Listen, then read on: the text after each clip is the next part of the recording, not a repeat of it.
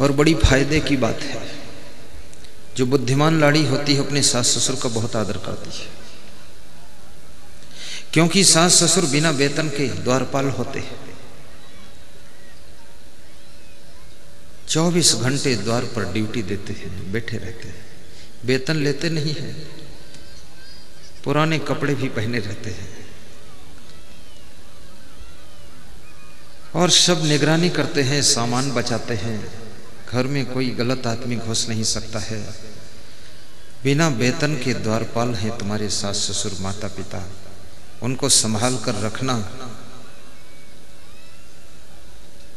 उनकी वजह से तुम्हारे घर की रक्षा है, घर की शोभा है।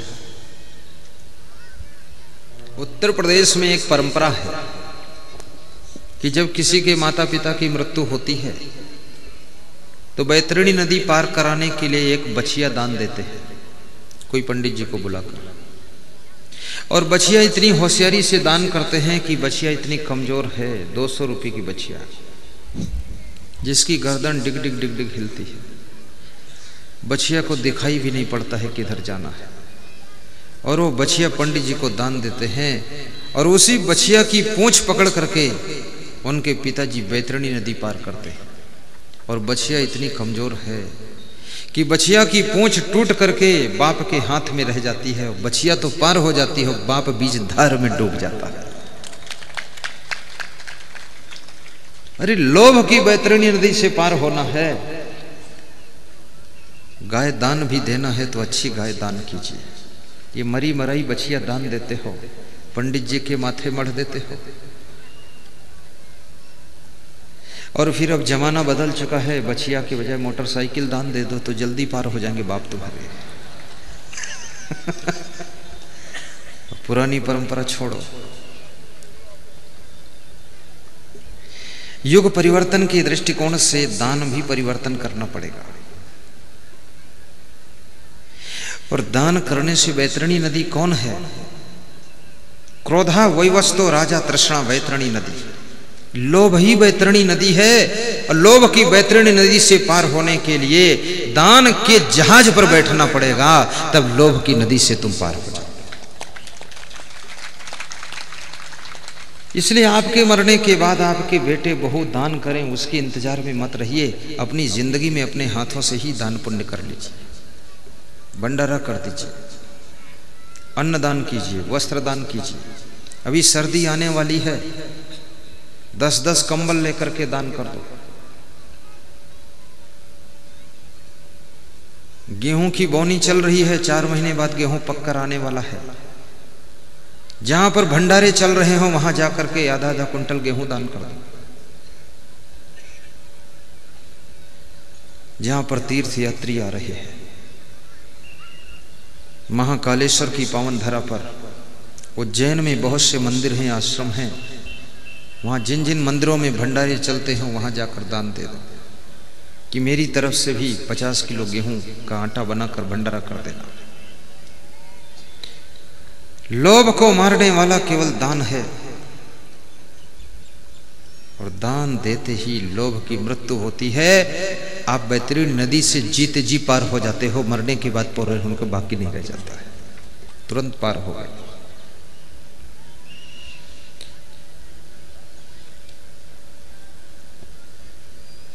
प्रियाचा भार्या प्रियवादिनी च। चौथी चीज, जिसके घर की स्त्रियां प्रिय शब्दों में बात करती, मीठा बोलती है। पति का सबसे बड़ा इलाज है कि पति से मीठा बोलो, कभी ऐंठ कर मत बोलो। एक पति कह रहा था कि मेरी पत्नी आंगन में इतनी सुंदर लगती है, द्वार पर कितनी सुंदर लगती है, और मार्केट में ले जाओ तो बहुत सुंदर लगती है, अब बेडरूम में विकराल रूप धारण करती है। इतना डांटती है, इतना फटकारती है, पसीना निकल जाता है प्रभु। तो मैंने कहा मुझे क्या बताओगे, मैं तो सब इन लफड़ों से अलग हूं। निकालो पसीना। क्यों गलती करते हो, डांट लगेगी। और यदि आपकी पत्नी कभी डांटती भी है तो आप नाराज मत होना, हल्का सा दांत निकाल कर मुस्कुराते रहना कि अच्छा है, और लगाओ इंजेक्शन, और लगाओ। एक कमिश्नर की पत्नी अपने कमिश्नर को डांट रही थी। वो मेरे साथ में नाश्ता कर रहे थे, मेरे सामने डांट रही थी, क्योंकि ज्यादा परिचय हो जाता तो शर्म नहीं लगती फिर लोग। तो कमिश्नर ऐसे तिरछा मुंह करके मुस्कुरा रहे थे। तो मैंने कहा कुछ बोले नहीं आप? बोले मुस्कुराने का वक्त है, बोलने का वक्त नहीं। बोले बस प्रोग्रामों में जाता हूं, वहां बोलता हूं माइक में। ये घर में श्रोता बनना चाहिए। हर पति को अपने घर में श्रोता बन जाना चाहिए। बिल्कुल ध्यान लगाकर सुनो क्या आवाज आ रही है, आकाशवाणी के शब्द में। गौर से सुनते जाओ और तुरंत बोल दो, समझ में आ गया, सब समझ में आ गया। अगर ऐसा नहीं बोले तो फिर 1 घंटे और सुनना पड़ेगा। हाँ कह दो सब समझ गए। और जो पति लोग चाहते हैं कि मेरी पत्नी अच्छी सेवा करे, अच्छे तरीके से घर में रहे, उनके लिए एक फार्मूला बता देता हूँ। अपनी पत्नी की प्रशंसा कभी मत करना, कभी मत करना। और अपनी माँ की प्रशंसा अपनी पत्नी के सामने कभी मत करना, कभी मत करना। लेकिन अपनी पत्नी के सामने पत्नी के माता पिता की प्रशंसा जरूर करना। कहना तेरे माता पिता बहुत धन्य है। फिर देखना गरम चाय मिलेगी आपको। और ऐसा नहीं कर पाए तो चाय तो गरम नहीं मिलेगी, लेकिन पत्नी खुद ही गरम मिलेगी आपको। हाँ। और जो स्त्रियां चाहती हैं कि हमारा पति हमसे खुश रहे, आज उनको भी एक फार्मूला बता देता हूं। आपका पति आपके बस में रहेगा। पति को सुलाकर सोना और उनसे 5 मिनट पहले जाग जाना और अपने पति से कभी बात न लड़ाना और ये कहना कि मेरी किस्मत थी जो तुम जैसा पति मिला है। विश्व की सभी नारियों को तुम जैसा ही पति मिले। धन्य हो मेरे पति देव। आपके माता पिता धन्य हैं जिन्होंने तुमको जन्म दिया और आप मेरी सेवा में अलर्ट खड़े रहते हो। मैं बलि बलि जाऊं तुम्हारे पैर छूती हूं पति देव। ऐसा बोल। और स्त्रियां बहुत सौभाग्यशाली हैं। किस माँ का बेटा है, किस पिता का बेटा है और आपकी ड्यूटी में अलर्ट खड़ा रहता है। पुलिस भी फेल हो जाएगी, सैनिक भी फेल हो जाएगा, लेकिन पति कभी फेल नहीं होता है। यहाँ पर इतनी स्त्रियां बैठी हैं जिनका जिनका पति आया है, हर 10 मिनट में मुड़ करके अपनी पत्नी की ओर देख लेता, कहाँ बैठी है, सुरक्षित है। इतना वो इतना ध्यान रखता है। हाँ। सही बात है। कुछ लोग शर्माते हैं तो चुपके से देख लेते हैं, गुरु जी न जानते। एक पति अपनी पत्नी को सत्संग में छोड़ करके चला गया और 2 किलोमीटर दूर गाड़ी खड़ी करके पेड़ के नीचे बैठा था इंतजार में। 3 घंटे प्रवचन चला। पति सोच रहा था अब आएगी, अब आएगी, अब आएगी, कब आएगी, कब आएगी। 1 घंटा हो गया, 2 घंटा हो गया, 3 घंटा हो गया। महाराज भी ऐसा है, कथा बंद भी नहीं करता है, पत्नी कब आएगी, ऐसा सोच रहा था। वो स्त्री बार बार अपने पति से कहती थी तुम भी कथा में बैठ जाओ, तुम्हारा भी कल्याण हो जाए, तुम्हारी आत्मा का भी कल्याण हो जाए। पर पति कहता था मैं सत्संग में नहीं बैठूंगा। जो धर्म पत्नी होती है और पति के शरीर से संबंध नहीं बल्कि उसके आत्मा का भी कल्याण चिंता करने लग जाती है कि पति की आत्मा का भी उद्धार हो जाए, झंझट खत्म हो जाए।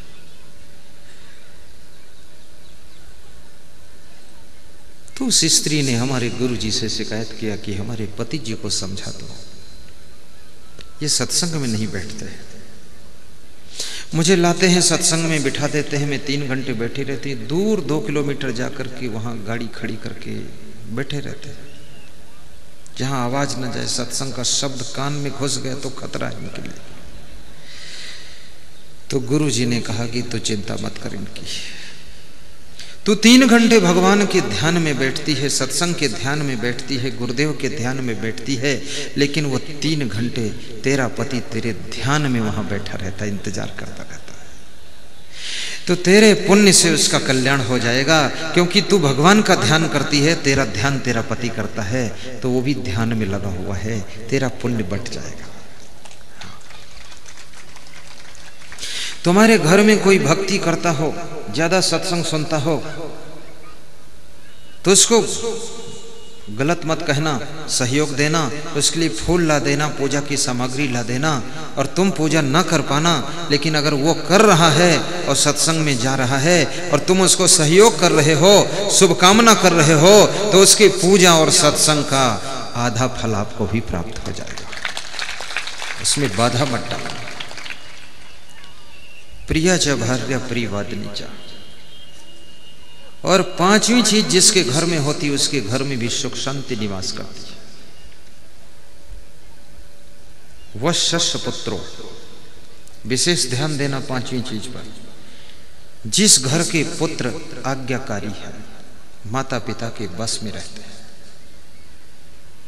अपने माता पिता से बात नहीं लड़ाते, पुत्र केवल पुत्र नहीं है बल्कि मित्र बनकर पैदा हुआ है, भगवान का रूप लेकर आया है। ऐसा जिसके घर में पुत्र जन्म लिया है, जिस घर में तुम पुत्र बनकर जन्म लेना, घर में खुशहाली आ जाए, दिवाली आ जाए, होली आ जाए, ऐसा व्यवहार और स्वभाव बनाओ। कभी शराब मत पीना, लड़ाई झगड़ा मत करना, कलह कलेश को मत बढ़ाओ।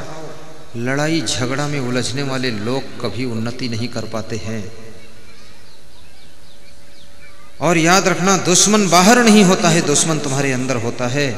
किसी दुश्मन की हत्या करके तुम समझो दुश्मनी खत्म हो जाएगी, कभी खत्म नहीं होगी। एक दुश्मन खत्म होगा, दूसरा पैदा हो जाएगा, क्योंकि दुश्मन असली तो तुम्हारे भीतर बैठा हुआ है। वो है क्रोध, वो है ईर्ष्या, वो है द्वेष, वो है अहंकार। ये असली दुश्मन है। इनको अगर ज्ञान की तलवार से तुम मार सकते हो, तो ना अंदर कोई दुश्मन रहेगा और ना फिर कोई बाहर दुश्मन रहेगा। अंदर के दुश्मनों को मारिए। कई लोग सोचते हैं कि दुश्मन का मर्डर कर दूंगा छुट्टी मिल जाएगी। छुट्टी पुट्टी मिलने वाली नहीं है। दुश्मन पैदा करने की केमिस्ट्री तुम्हारे अंदर है। गांव के दुश्मन खत्म होंगे, पड़ोसी गांव में शुरू हो जाएंगे तुम्हारे। अपने अंदर की दुर्भावनाओं को मारिए, द्वेष की भावना को खत्म कीजिए। और मारना और मरना ये जिंदगी की किसी समस्या का समाधान नहीं है।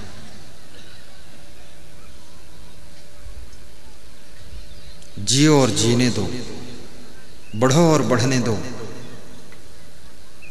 सुखी रहो और दूसरों को सुखी रहने दो, बसो और बसने दो। किसी गांव में कोई सज्जन मकान बनाने जा रहे थे, तो उनका प्लाट थोड़ा सा टेढ़ा था। तो पति पत्नी सलाह कर रहे थे कि ईंटा तो आ गया, सामान आ गया, लेकिन प्लाट टेढ़ा है, क्या करें। पड़ोसी पता नहीं क्या करे। जब वे नींव खोदने के लिए खड़े हुए, तो पड़ोसी पति पत्नी आए, बोले आपका प्लाट टेढ़ा है, ये मेरे प्लाट में सीधा कर लीजिए। क्योंकि आप पड़ोसी बन करके रहोगे, अगर प्लाट टेढ़ा रह गया तो जिंदगी भर हमारा तुम्हारा प्रेम भी टेढ़ा रहेगा। इसलिए प्लाट को सीधा कर लो, ताकि हमारा तुम्हारा प्रेम भी सीधा सरल हो जाए। जब मकान बनाने चलो, तो मैं आपसे निवेदन करूंगा कि रास्ते की तरफ 1 फुट ज्यादा छोड़ दीजिए, और आकाश में 20-50 फुट ज्यादा ले लीजिए। आकाश किसी के बाप का नहीं है, और रास्ता सबका है, आपका भी है। 5 मंजिल बना लीजिए, क्या फर्क पड़ता है। कितने लोग मकान बनाते हैं तो सबसे पहले सड़क पर नींव खोद देते हैं और सड़क पर दीवार बना देते हैं, बाकी छत कभी डाल ही नहीं पाते। मैं सन 1976 में जब पढ़ रहा था, तो एक सज्जन मकान बना रहे थे। स्कूल जाता था, रास्ते में गांव पड़ता था, तो सड़क पर सबसे पहले नींव खोद दी, दीवार बना दी, और 5 फुट की दीवार बनाई है। और वो सन 76 की दीवार सब एक एक ईंट उखाड़ कर लोग ले गए। अब नीचे नींव बची है, आज तक छत नहीं डाल पाए, लेकिन सड़क जरूर जाम कर दिया उन्होंने। दूसरों का रास्ता मत रोकिए। जो दूसरों का रास्ता रोकता है तो याद रखना उसके कल्याण का रास्ता बंद हो जाता है, शांति का रास्ता बंद हो जाता है। और जो दूसरों को रास्ता दे देता है तो उसके लिए परलोक में नया रास्ता बन जाता है।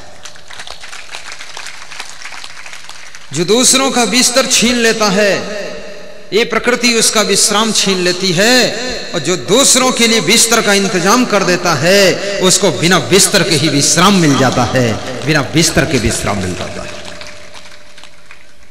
जो दूसरों की रोटी छीनता है, उसकी भूख छिन जाती है। और दूसरों को रोटी जो देता है, वो बिना रोटी खाए भी तृप्त हो जाता है, आनंद में आ जाता है। परोपकाराय शताम विभूतया, परोपकार करने वाले ही साधु कहे जाते हैं। पराया दर्द अपनाए उसे भगवान कहते हैं, किसी के काम जो आए उसे इंसान कहते हैं। वश्यस्य पुत्रो अर्थ करी च विद्या। और जिसके घर में छठी चीज होती है, पूरे परिवार के हर सदस्य के पास में धन कमाने की कला है। सभी गुणवान हैं, सभी कलाकार हैं, नई नई कलाएं सबको आती है, सबके अंदर गुणवत्ता भरी हुई है। कितने घरों में तो सभी बुद्धू ही बुद्धू रहते हैं, कुछ ज्ञान ही नहीं।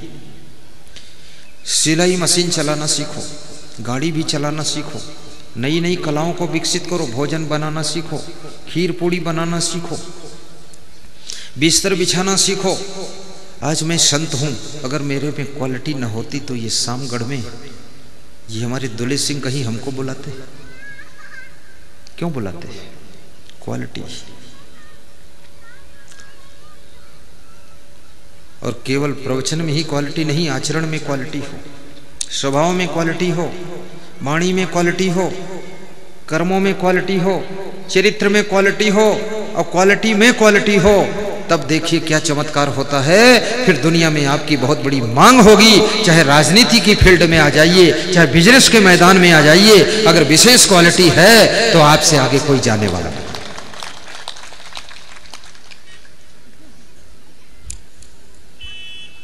अर्थ करी च विद्या। जिसके घर की स्त्रियां भी कलाकार हैं, पुरुष भी कलाकार हैं, बच्चे भी कलाकार हैं, बूढ़े भी कलाकार हैं, सब में नई नई कलाएं हैं, ऐसे घर में सुख निवास करता है। आप अपनी कलाओं को विकसित करना, ये 6 बातों को याद रखना। और संत कबीर कहते हैं, अगर सुख चाहते हो तो आज से संकल्प ले लो कि दूसरों को सुख देंगे। शक्कर खिला शक्कर मिले, टक्कर खिला टक्कर मिले, नेकी का बदला नेक है, बदी का बदला बदी देख ले। जिन हाथों से तुम बर्फी बांटोगे और फिर हाथ चाटोगे तो आपकी अंगुलियां मीठी लगेगी, और जिन अंगुलियों से तुम मिर्चे का पाउडर बांटोगे और फिर उस मिर्चे के पाउडर की अंगुलियों को चाटोगे तो आपको कड़वाहट मिलेगी। बहुत बड़ी बात है। मैं आप सबको धन्यवाद देता हूं।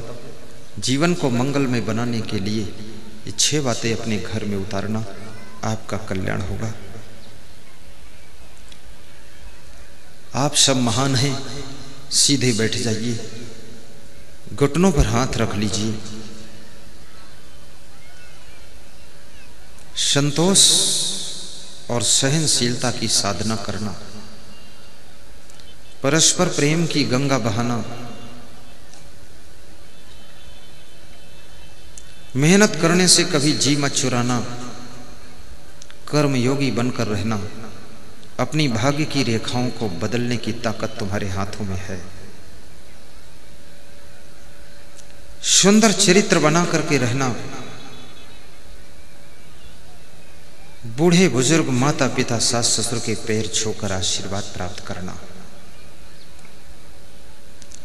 संतों को भी प्रणाम करना, मंदिर गुरुद्वारा में जा करके बैठ करके 5 मिनट शांति से ध्यान लगाना, अपने घर में भी एक कमरा शांति के लिए अलग से बनाना, जिसमें किसी प्रकार की स्वार्थ की चर्चा न करना। प्रवचन की सीडी डीवीडी पेन ड्राइव लेकर के बहुत सुंदर क्वालिटी वाले साउंड सिस्टम को लगाकर ध्यान से प्रवचन सुनना, 1 घंटा 24 घंटे में समय निकालकर उसी कमरे में योगा करना, थोड़ा शरीर को स्वस्थ रखने के लिए व्यायाम भी करना, और व्यायाम के बाद 15 मिनट की नींद भी ले लेना, सुख से सो जाना, और अकेले बैठकर उस कमरे में बड़ा सा दर्पण लगाकर उसके सामने मुस्कुराना, खुश होना और कहना कि यह भाग्य मेरा है जो मुझे मनुष्य का जीवन मिला है। फिर कहना दूसरा भाग्य मेरा है जो सत्संग में मेरा मन लग गया है। फिर कहना मेरा सौभाग्य है जो मुझे ऐसा घर मिला है। फिर कहना कि मेरी किस्मत है जो हिंदुस्तान में मेरा जन्म हुआ है, जहां गली गली में भक्ति और सत्संग गूंजता रहता है। शांति से उस रूम में बैठना, अपने पूरे घर के कोने कोने को साफ सुथरा रखना, बिस्तर की चादरें धुल करके साफ सुथरी बिछाना, गंदे कपड़े मत पहनना, दांतों को साफ सुथरा रखना, पान बीड़ी सिगरेट मसाला मत खाना, शराब बिल्कुल मत पीना। पीना है तो सत्संग की शराब को पी लेना, एक बार पियो, जिंदगी भर नशा छाया रहे। घर में गलती करने वालों को क्षमा भी करना, कभी जरूरत पड़े तो उनको डांटना भी, लेकिन डांटने के बाद फिर उनसे प्रेम करना। महीनों नाराज जैसे मत बने रहना। सुबह डांट देना तो शाम को फिर गले लगा लेना, और शाम को डांट देना तो सुबह फिर उनसे प्रेम कर लेना। और तुमको यदि कोई डांटता है तो नाराज मत होना, डांटने वाले को धन्यवाद दे देना और उनके पैर छू लेना कि मेरे लिए स्पेशल आपने मेहनत किया है, मुझको डांटा है। और डांटा उसी को जाता है जिसको अपने से ज्यादा माना जाता है, उसी को डांटा जाता है।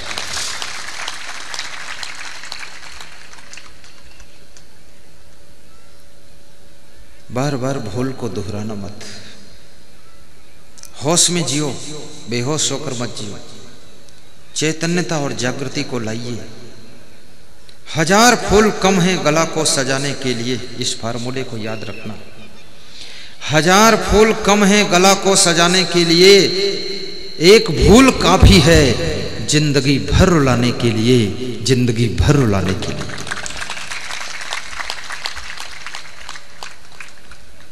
अपनी भूल को दोहराने की आदत को छोड़िए। एक बार भूल हो जाए तो उसे गलती कहते हैं, और बार बार भूल हो तो उसे अपराध कहते हैं, और जिंदगी भर भूल हो तो फिर उसे महापाप कहते हैं। इसलिए भूल मत करना। अपने विवेक को भी जागृत कीजिए।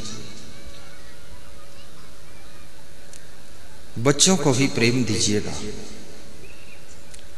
पूर्वजों की संपत्ति को मत बिगाड़ना।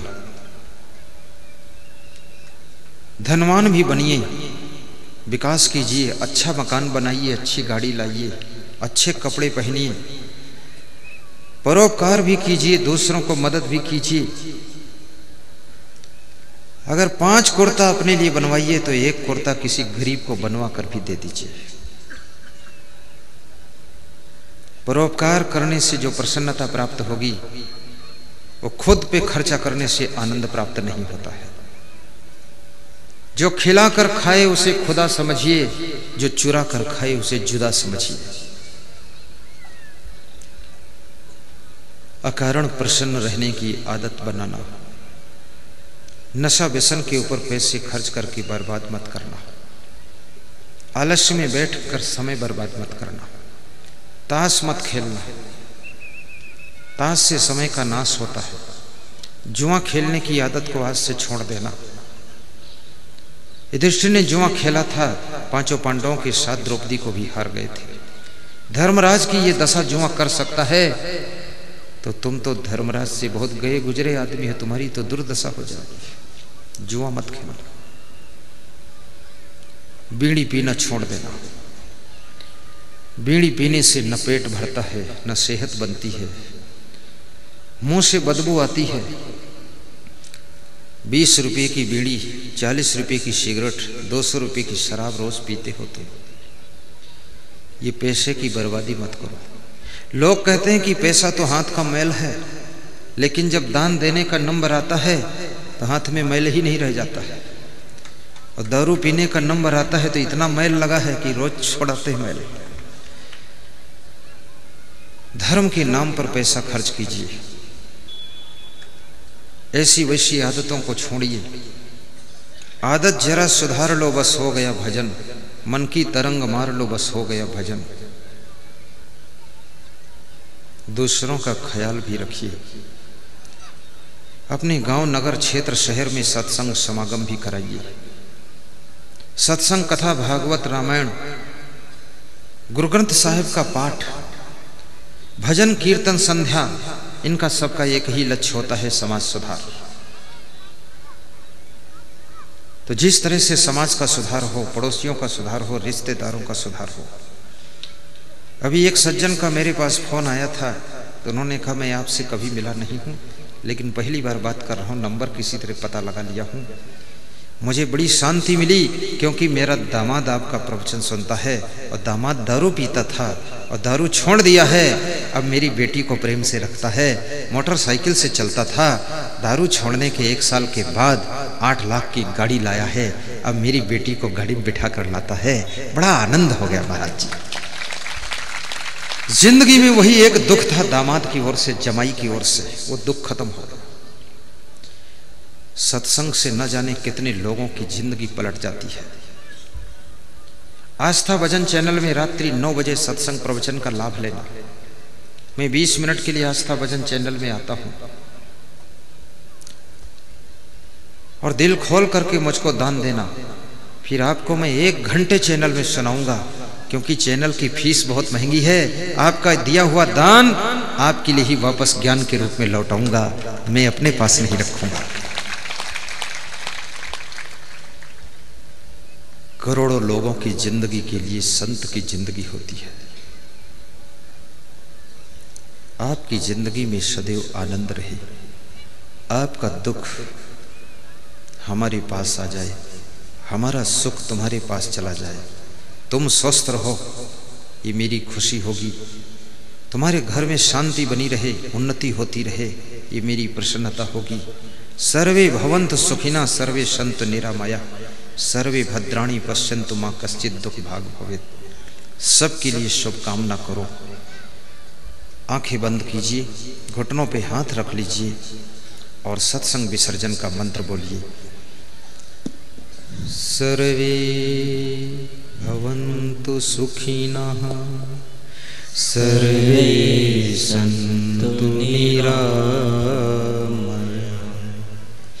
सर्वे भद्राणि पश्यन्तु मा कश्चित् दुःख भाग् भवेत्। सुखी बसे संसार सब, दुखिया रहे न को। यह अभिलाषा हम सब की, भगवन पूरी हो। ध्यान मूलम गुरुर्मूर्ति, पूजा मूलम गुरुपदम, मंत्र मूलम गुरुर्वाक्यम, मोक्ष मूलम गुरु कृपा। गुरुर्ब्रह्मा गुरुर्विष्णु गुरुर्देवो महेश्वरः, गुरु साक्षात् परब्रह्म तस्मै श्री गुरुवे नमः। शांति शांति शांति। सभी श्रोता ध्यान मुद्रा में इष्ट देव के ध्यान में पवित्र मन से एकाग्र चित्त से 1 मिनट सीधे होकर बैठ जाएं। घुटनों पर हाथ रख लें। पहली अंगुली अंगूठा जोड़ लें। 3 उंगलियां फैला लें। नयन बंद कर लें। 7 बार सांस को खींचेंगे, 7 बार सांस को रोकेंगे, 7 बार सांस को छोड़ेंगे।